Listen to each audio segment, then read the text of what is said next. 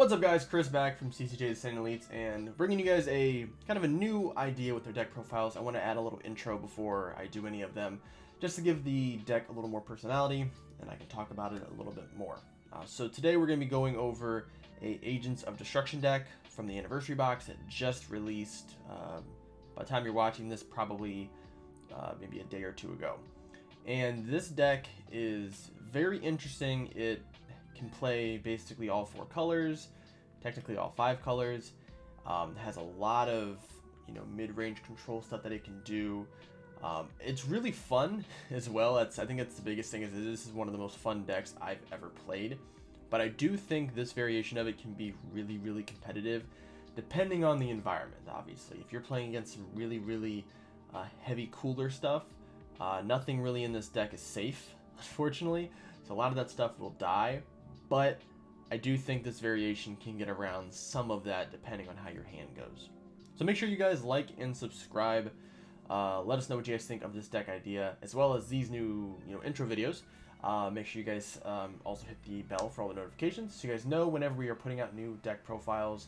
And let us know what decks you would love to see in the future. I haven't gotten too many requests right now, which is good because I've been catching up on the ones that I have gotten. But I'm sure when Stat 11 rolls around, you guys will have some new stuff you want us to work on. Oh yeah, and by the way, thank you guys. We have almost hit 500 subs. By the time this video comes out, we may hit 500 subs. So I want to thank you in advance. The support is awesome. I'm so happy that we actually are, being able to grow. It's a very beautiful thing. And the community has a lot to do with that. So thank you. Sorry, my voice got a little bit, I lost my voice a little bit there. So yeah, enough about me talking. Well, actually, I'm going to continue talking, but at least you won't get to see my face. And we'll go right into the deck profiles. So thank you guys for watching, and we'll get into the video. So, as I was just saying, we're going to go over the Bobbidi leader, Agents of Destruction. So this card here says that all your Agents of Destruction cards have no specific cost. So all of your battle cards have no specific cost, and I believe as well as your unison cards do not have a specific cost. So when you play any of the Agents of Destruction unisons, they don't have any specific cost in your hand. When this card attacks, you add up to 1 card from your life to your hand. Search top 5 for a card that has Agents of Destruction in its name, and then you shuffle, which is the only kind of draw power that the deck does have, because this deck does not draw either on this side or on the Awakened side, which is really stupid, but there's reasons as to why, so it makes it okay. And then at 4 life, you restand 1, draw 1, which then you go into the Majin Buu form of this. And this is kind of the same thing, but now you have 2 activate mains. One is choose a Agent of Destruction card with the energy cost 2 or less in your hand and play it, which means you can play any of the battle cards. You cannot play unisons. Technically you can. The unison just doesn't get any markers, so it just goes to the drop, and then you can't play extra cards from it as well, which kind of sucks. The other one is an activate main for 3 colorless, and choose up to 1 Agents of Destruction unison in your hand and play it with 3 markers on it. So for 3 energy, you get to play out a unison with 3 markers on it, which comes in handy in this deck. Obviously, there's the one card that everybody's talking about. There's the other one that not everyone's talking about, so you can use both of those. We'll get into it when I show you in the deck. So, first card we'll start off with is the Overseer of Destruction, Bobbidi. This is a blue 1-drop that has barrier. You can only have 1 of these in play at a time. And this does the same thing as your leader, treats all of your agents as if they have no specific cost. Now, this will also, I don't know if this will treat Agents of Destruction, the extra card, which is this one. I don't know if this treats it as a no energy, no specific cost. I'm sure somebody will rule book me in the comments, which is nice because I would like to know, because I don't have a clear specification of that. But the other effect on this card is you reduce the cost of all Agents of Destruction cards in your hand by 1. So if you have a Agents of Destruction card in your hand and you have it, let's say it's hypothetically a 3 cost, that card is now reduced to 2. If a card has a specific cost, you cannot reduce it past that specific cost. So that is a rule. So you can't cast any of the new 2-drops for 1 energy. But 3 drops become 2 drops, 4 drops become 3 drops, and so on and so forth. So we run 4 of these. And we run, I already showed it, so I might as well just put it on here. 3 of the Agents of Destruction Strike Back. This is the extra card that came out of the anniversary box. And this card's really cool. This card gains Agent of Destruction in all areas. So by that definition, this card would be able to be casted for any energy because it is a Agent of Destruction card. And what this does, you look up the top 2 cards of your deck, add up the 2 Agent of Destruction cards with Agent of Destruction in their name, add them to your hand, place your remaining cards at the bottom of your deck in any order. You can't activate this card for the turn, and then you take a life. So the idea is that turn 1, I want to see one of these in my hand. And the idea is if I don't have this, I'm going to play this, draw 2 generally. So it's a 1-drop, draw 2. More than likely, we're going to be able to hit 2 Agent of Destruction cards, and then we take a life. So turn 1, if you go first and you can't swing, you can play this, or you can play this and draw 2 and take a life. Completely up to you. But we have 2 options in the deck with a total of 7 targets. So we have a good possibility of hitting one of these 2 in our first hand. All right. So now we'll go into the AOD portion of the deck, which by portion of the deck, I mean it's the majority of the deck. So we have 4 of the Turles. He is I know it's kind of hard to see there because of the awesome foiling on this card. Kind of hard to see the keyword skills here, so we may just I'll flip one of these. There we go. So he has barrier and unique. So this is the only one that has unique, but it's a fair unique because if this card did not have unique, it would be really ridiculous. But this card, you play it when you swing, search top 5 for a agent's card, add it to your hand, and shuffle. So this is basically your draw engine in the deck. You need to have one of these out on the board, and then you just swing with it. Every time you swing, you search top 5, add an agent's card to your hand. Next one is going to be 4 of the Lord Slug. At first, when I was building this deck, I guess it's just for me just not really paying attention. I was trying to build it, and I was looking for super combos to add. And I'm like, oh wait, Lord Slug's a super combo. That just makes no more sense. So we run 4 of him. Super combo. He also has unique, so you can have multiple on the board at once. When your opponent activates a counterplay skill, they choose 2 cards in their hand and discard them. So for me right now, I'm kind of on the edge of what I want to run. So I think this card is really, really good. For one, it gives you the ability to, you can play it for free. It also makes your opponent discard cards if you do have it on the field. But you don't have any draw power. So my idea was to run a possible 2-2 split with the Trunks or the Master Roshi that you have 4 or less life, you can use it. So one of those 2 I think will end up being put into this deck. Right now I think I'm going to try to run 4 of the Slug, but if it doesn't work out, I'm going to end up running 2-2 split here. That way I just have 1 card that allows me to draw. But it also is a 10k combo, and don't be afraid to swing with this card. Make your opponent have to remove it because it does have unique. So if your opponent's going to need to remove it in order for you to be able to play another one. But if they don't want to remove it, they want to play counterplays, they just drop 2 cards from their hand, and it's pretty nuts. So we got 4 of those. Next one is Android 13, and Android 13 is awesome. Foil one again, it's really, really bright. Sorry, weird flex.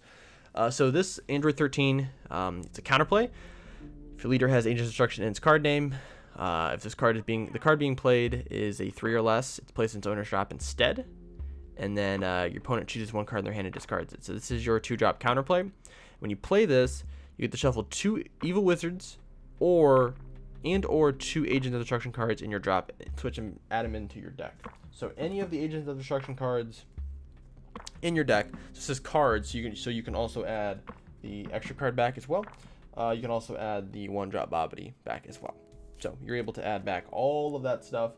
And I think that's why a few months ago, whenever they released set 10, they changed the wording on the new black Bibbidi. That way it said like evil wizard or something. I think it's what happened.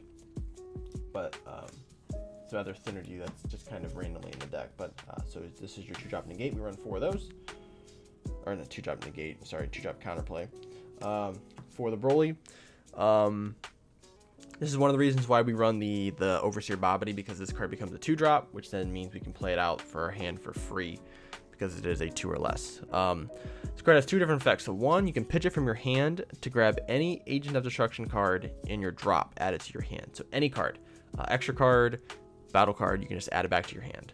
When you play this card, you KO one of your opponent's battle cards 5 or less, and then search top 3 for 1 card, add it to your hand, and then pitch the other 2. Any card. And what's nice is you don't have to show it, so if you end up pulling something else that you have in your deck, you can just add that to your hand and pitch the other 2. Oh yeah, and he's a 20k body, which makes him really annoying to deal with now. So now you basically get to play a 20k body for free. For the Hatchiyak. So Hatchiyak states when you can pitch this card and add up to 1 Evil Wizard Bobbidi with energy cost of 1 from your drop or your deck, and you get to play it. And then you shuffle your deck if you look through it. So this, if you don't hit your Bobbidi, but you hit one of these, you can pitch this from your hand and then just play the Bobbidi from your deck. When you play this card, though, you choose one of your opponent's battle cards 4 or less, warp it, and then you get to shuffle 3 battle cards from your opponent's drop area back into their deck in any order. Place them at the bottom of their deck, I'm sorry. So if they have the Draw Apes, they have Rebrand, something like that, you can just shuffle them back into the deck. Which is nice because you get to take away Sparking. You also get to take away drop area mechanics. Lots of fun stuff. So we run 4 of those. And then the last new card is Garlic. We run 4 Garlic. He is your 2-drop negate. And you get to play out any 2 or less Agent of Destruction card from your deck other than this card, with its skills negated for the turn, and then you shuffle. So the 3 drops you don't get to play out because they are not in your hand. So you pick either Turles or Slug, I believe, are your 2 options, which is nice. You should get to play one of those out, or you can pick Android 13 if you really want to. But more than likely, you're going to pick Turles or Lord Slug. Their skills are negated for the turn, but that's okay because then next turn, Turles' ability and Lord Slug's ability becomes active, and you also get another 15k body on board as well. The last Agents card that we run is the Android 13. This is the older card. This becomes a 2-drop in your hand because of the 1-drop, and you can play it out for free. It's a 20k crit that has an activate main. You can choose one of your opponent's battle cards, KO it, and then they pitch a card from their hand. So if this card stays on board for a few turns, or if you just play it out for free, swing, and then activate main, you get to kill a card and then make them drop a card. Pretty strong. We run 2 of them just because I don't want to be super bogged down with cards that are not blue in the deck. So I tried to fit one of the agents in here. I was trying to run the Janempa, but Janempa's a 4-drop, and it just didn't really feel great having the Janempa in here, but I think this works out pretty well. Just gives you some crit pressure. So the unison of choice in this deck is going to be the Janempa. I know everyone's like, oh, you're not playing the Vegeta. We'll get to that, but I think this is kind of the workhorse unison of the deck. So what this card does, you play it out for 2. You have 3 different abilities on here. The +1 card just gets crit. So you have a 15k crit on board. It's pretty good. The +0, so the neutral. You and your opponent both draw a card, and your opponent places the top card of their deck in their drop area. This is pretty good, especially if you're trying to do some form of hand destruction with the Android 13 card. You don't have to use the +0. I'll just sit this on the board and just +1 every turn, just swing crit. But it does work in some cases. It works really good against Vegex if they have a really, let's say they have 1 card left in their deck. You make them do this, and then they shuffle, and then they have to burst 1 card, and now their Bibbidy's basically turned off. It has some other small effects. If you want them to, let's say, you're playing against Universe 7, you want, they just use their tournament of power. You can use this to make them draw a card, and then they pitch the next card, so maybe that was a card that they wanted. Who knows? The -2 is interesting. It's an activate main or battle. If opponent has 15 or less cards in their deck, this card gets 15k power and triple strike for the turn. So you actually could turn this card into a game ender by them just having less than 15 cards in their hand. So that's why this card can be a finisher in the deck. It's just really strong, and it's blue, which really helps out the deck. You'll see why. So I do run these. So since we're running a blue unison, I run 3 of these. I will run a 4th one eventually, whenever it decides to get here. This card will allow you to bounce back any card in the game that does not have deflect or that's apex of power. So basically, when they go to play a card, you activate this, goes back in their hand. This card goes to the drop area. If you have a blue unison in play with more than 2 markers, this card costs 0 energy. So just a 0 energy. Just go ahead and put it back in your hand.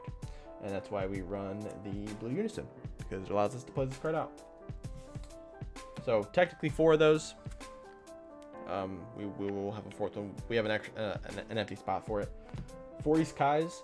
This helps with our blue ratio that we need in the deck. It also just allows us to draw a card. And if this card sits on the board, opponent plays a battle card on your turn, they bottom deck a card.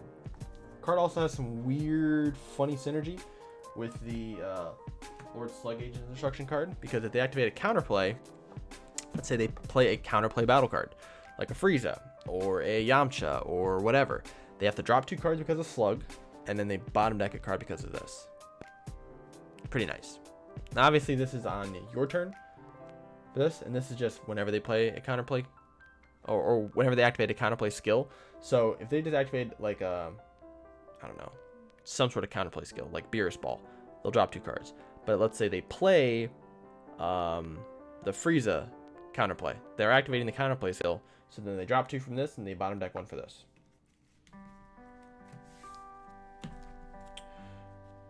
Since we are running blue, let's run 4 Senzu-Bean. Gives the deck some interesting stability. Makes swings stronger, allows us to kind of extend our plays. 1 Dirty Burst. Since we don't have access to things like D-Magic, might as well run the other most powerful blue negate in the game. It's a 1-drop negate, or it's a 2-drop that makes you draw a card, and your opponent can attack with cards that are 7 or more for the turn. So if they drop, Xeno Cell on you, or SS4 Gogeta, as soon as they play it, just tap 2, play this, and you draw a card. So then they can't attack with it. Or they drop any other secret rare, basically. This is the secret rare stopper for at least the turn. We gotta play a Boonie. Since we're playing blue, this is the other reason why we wanted to play blue, because we need to charge at least 2 blue energy. So what's better than having a ton of 15k and 20k cards you can play out for free that you can just swing, swing, swing, swing? What about playing a 4-drop that brings out 4 swings? And that just makes it so much more fun. The active main's also really nice too. You get to restand an energy, which is nice in this deck, since this deck doesn't have a lot of energy manipulation.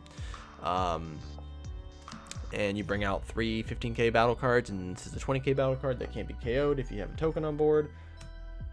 Just the best blue card in the game. Not much really else to say about it. It's just a great card. Also my favorite card too. 2 Vegetas. I'm only playing this to end the game. I'm using this as a board wipe, and I'm using it to end the game. That's really the only reason why I have this card in the deck. It is my pseudo SCR. The Janempa is going to be what we're going to ride out most of the game with.